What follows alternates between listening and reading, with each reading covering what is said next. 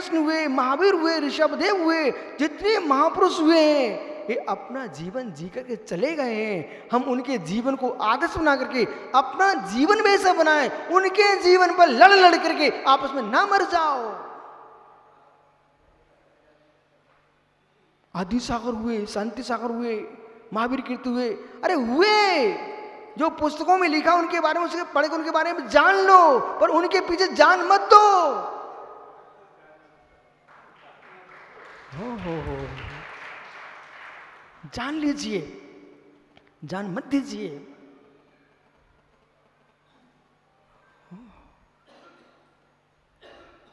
लगता है कि ज्ञाताओं का अभाव हो रहा है, लगता है ज्ञाताओं का अभाव हो रहा है। भैया राजू, जीवों को देख के बैठ जाओ, ये पंडित को मैं समझाता हूं थोड़ी देर से।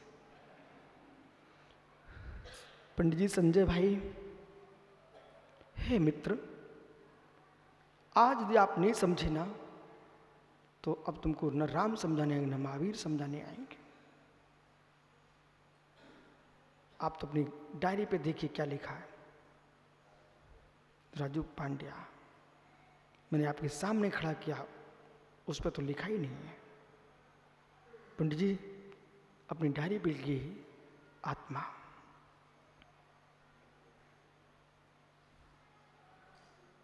क्या लिखा, उससे बात करिए, उससे बात कीजिए। क्या नहीं, कोई फल रखा है यहां पर?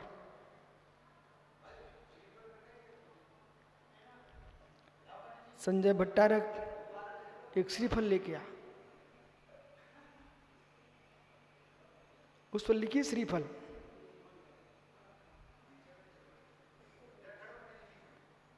आप तो लिए रहो, लिखो श्रीफल, चखो कैसा है। लिखो श्रीफल, चखो कैसा है, हैं? पंडित दे दो श्रीफल उस भाई को, इसे पकड़िए। ज्ञानी, इसमें देखिए क्या लिखा है। जो वस्तु है, जो वस्तु है उसमें शब्द नहीं है, जिसमें शब्द है वो वस्तु नहीं है।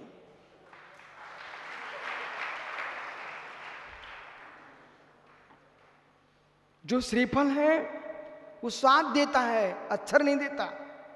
जो अक्षरों में लिखा श्रीफल है वो श्रीफल का बोध कराता है, पर स्वाद नहीं देता। इसी प्रकार से निश्चय नहीं जो है वो ध्रुव ज्ञान स्वयं टंकोत की परम पारमिक भगवान आत्मा का बोध कराता है। भगवान आत्मा निश्चय नहीं है, नहीं शून्य है।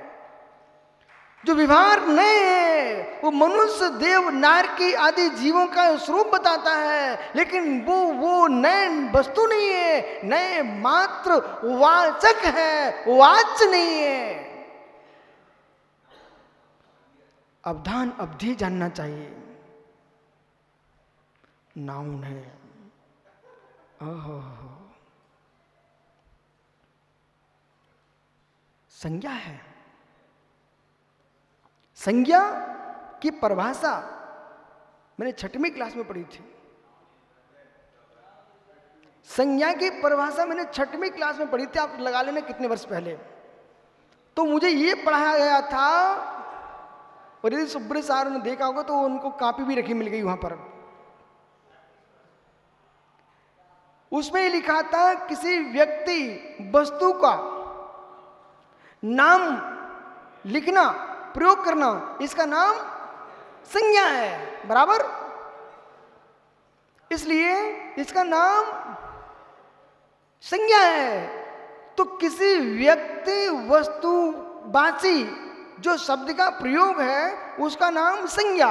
तो संज्ञा किसी वस्तु व्यक्ति को दी जाती है, संज्ञा किसी वस्तु व्यक्ति को दी जाती है, संज्ञा दी जाती है, वस्तु होती है। अब कहीं कदाचित राजू पांड्या कोई गाली दे जाए तो रोना मत। इसलिए मत रोना, ये भी तुझे नाम दिया गया है, तू राजू है नहीं है, राजू नहीं हो मित्र, वो तो नाम दिया गया है। मात्र क्यों दिया गया है, क्यों दिया गया है? तो नाम निक्षेप की परिभाषा बोलिए आप मिलकर के, संस्कृत से बोलिए। महात्मा समत्व सागर जी, समय पे बोलना सीखो, जल्दी बोलिए।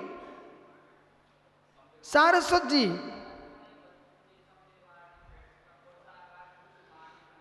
अतत गुणे वस्तुनि पुरुषा का नियोज्यमान संज्ञा कर्म नाम। अतत गुणे वस्तुनि, जो गुण वस्तु में नहीं है उसको प्रयोजन के वश से संविभार चलाने के लिए जो नियोज्यमान नियोजित करना, उसका नाम है नाम निक्षेप। जो ग्रंथ आपके पास समय सार जी है, ये नाम निक्षेप समय सार। और जिसको जो व्याख्या है वो समय सार भूत आत्मा का व्याख्यान है, वो व्याख्या। इसलिए निश्चय ने भी आत्मा नहीं है, व्यवहार ने भी आत्मा नहीं है। आत्मा की शुद्धाशुद्ध अवस्था को व्याख्यान करने वाली नई पद्धति है। समझ में आ गया? आलाप पद्धति वचन रचना नए चक्रुष पर उच्चते। आलाप पद्धति नए क्या है? आलाप पद्धति बोलने की शैली, बोलने की शैली, इसका नाम है आलाप पद्धति। अहो मित्र, अहो मित्र, घंटों घंटों तुम पूर्ण करते हो। कोई निश्चय की व्याख्या पर करता है, कोई व्यवहार की व्याख्या पर करता है, और जब एक दूसरे की नहीं मानते हैं तो विसंवाद भी कर लेते हैं। पर मालूम चलना चाहिए, विसंवाद करना डकैती है, विसंवाद करना तस्करी है, विसंवाद करना चोरी है। अरहंत देव ने कहा है धर्मात्मा को वासल से रहना चाहिए, आप विसंवाद कर जिनाज्ञा भंग कर रहे हो, इसलिए तस्करी है। और तत्व समझने के लिए नई पद्धति है, विसंवाद के लिए नई पद्धति नहीं है। फिर भी जीव विसंवाद को प्राप्त हो रहा है, अभी इसने तत्व को जाना ही नहीं है। भैया समझ में आ रहा है? भैया समझ में आ रहा है? भैया समझ में आ रहा है? इसलिए जब मैं निश्चय की व्याख्या करूं तब भी वस्तु भिन्न देखना, जब व्यवहार की व्याख्या करूं तब भी वस्तु भिन्न देखना।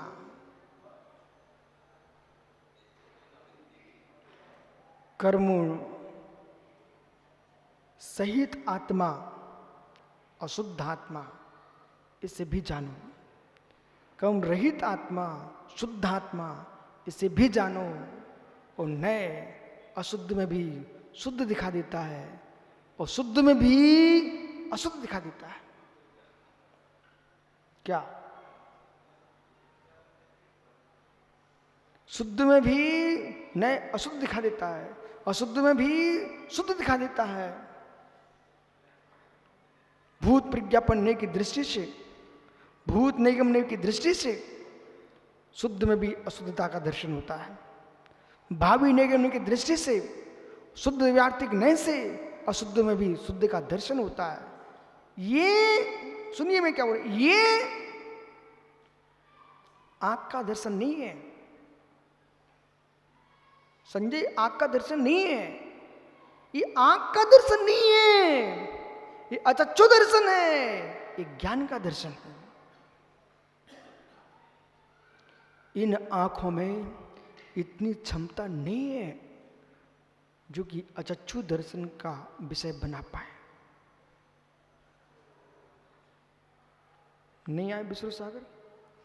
अजीत सागर जी, विषय की गंभीरता पर लक्ष्य करो। इस देश को, आप सभी मुनियों को यही भूतार्थ व्याख्यान करना है। ज्ञानी आंखों से एक बार देखते हो, अंदर लाखों बार देखते हो।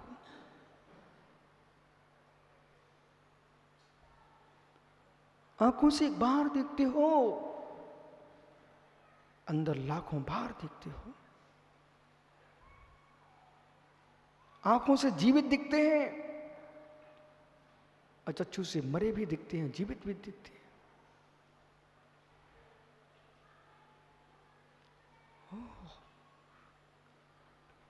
पिताजी हैं संजय, पिताजी मुडराज बन के समाधिस्थ हो गए। देखो जरा, दिख रहे कहीं? आंख बंद करके देखिए, दिखें दादा गोपाल दास जी। हे मित्र, आंखों से वर्तमान ही दिखता है, बिना आंखों के भूत भावी वर्तमान तीनों दिखते हैं। दादा गोपाल दास जी आंखों से जिसके साथ शादी की है वो मात्र सामने दिख रही है, बिना आंखों के जिनसे शादी की वो भी दिखती है, जिनसे शादी नहीं की वो भी दिखती है। पता नहीं कितनी नारियों से बिना आंखों के शादी कर चुका है जी।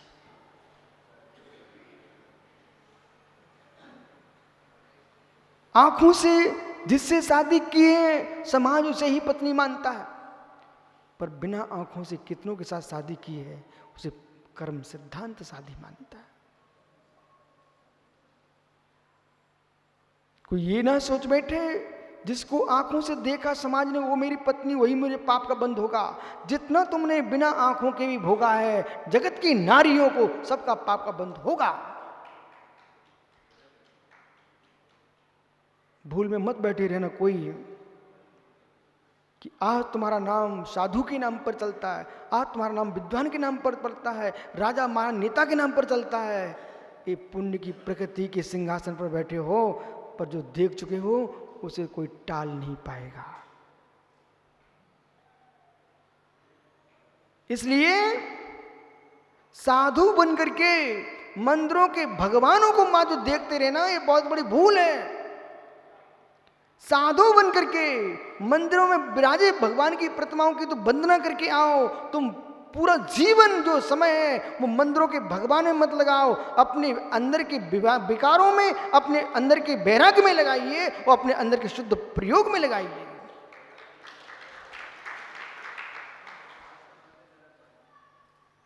इसका मतलब मंदिर जाना बंद नहीं करना, मंदिर तो जाते रहना, पर जिनके नाम के मंदिर बने हैं उनसे बात करना।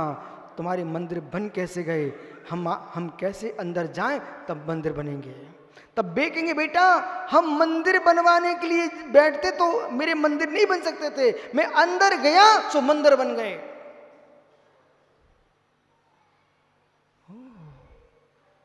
समझ में आ रहा है आपको? अब आप सोच सकते हो भारत की जनसंख्या और विश्व की जनसंख्या, दादा गोपाल दास जी कितने से लोग तत्व को समझ रहे हैं। जब भी यहां से आप जाएंगे तो मित्र सबके बीच आप बैठेंगे, आप वहां अपने आप को या तो हैरान मानोगे या प्रसन्न मानोगे।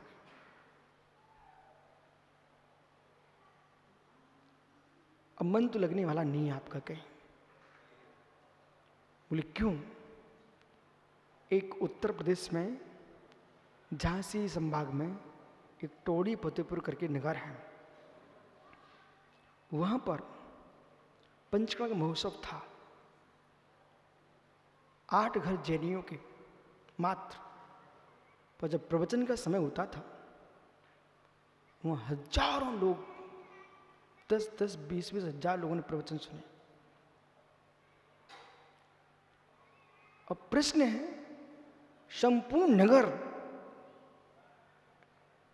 चाहे यादव हों, ब्राह्मण हों, क्षत्रिय हों, वैश्य हों, जो भी हों, सातों जाति के लोग प्रवचन सुनने आते थे।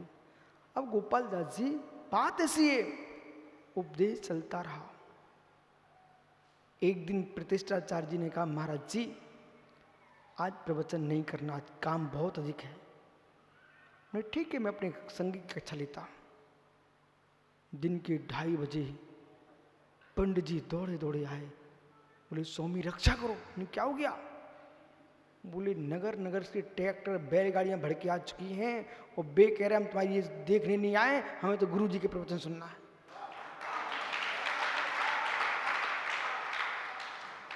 अब पंचगढ़ हो चुका, मैं वहां से बिहार करके चला गया। इसके बाद एक विद्वान आए वहां पर उस नगर में। जब पहले आते थे उन्हें हजारों लोग सुनते थे, बाद में आए ना 10-12 लोग सुनने गए। प्रश्न किया लोगों से, भाई इस जनता कहाँ चली गई गांव की? तो एक शर्मा जी खड़े हो गए, बोले गुरुजी, शर्मा जी खड़े हो गए वहां पर, एक बोले गुरुजी हम वो सुन चुके हैं, वो सुन चुके हैं, अब इसमें सुनने में मन ही नहीं लग रहा है।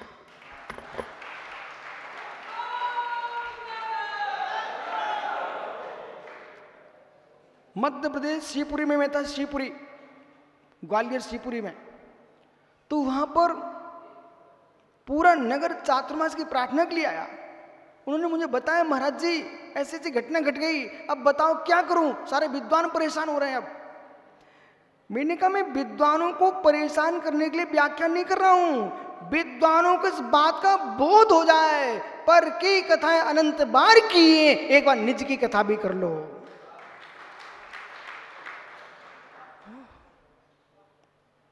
इसलिए संजय पंडित जी लिखा समय सार कई बार पढ़ चुके आप मित्र, और वही वही चलता रहता है, इस नए से ऐसा, इस नए से ऐसा, पर आपको ये पता ही नहीं चला समय सार जी में यूं लिखा हुआ है। बैठ जाओ, मैं सुनाता हूं, क्षमा करना तुम इतनी देर खड़ा किया सबको।